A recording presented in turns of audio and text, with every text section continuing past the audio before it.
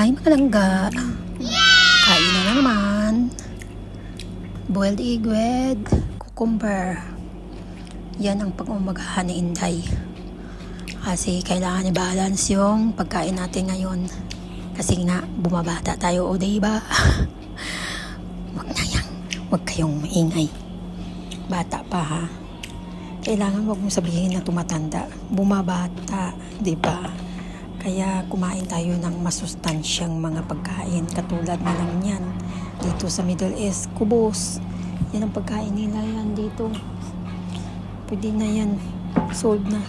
Lagyan mo lang siya ng ng sauce or mayonnaise or anong gusto mo, ketchup. Basta kung ano lang dyan ihalo mo. Kaya yan.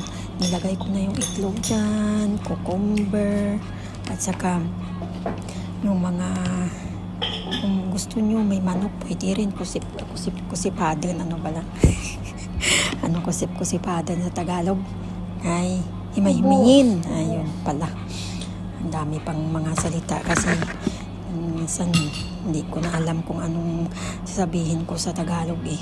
Yan, nilagay ko na yung carrots at saka itlog, tapos haluin ko yan, haluin at saka i-roll na yan, tapos pakal na. O, diba?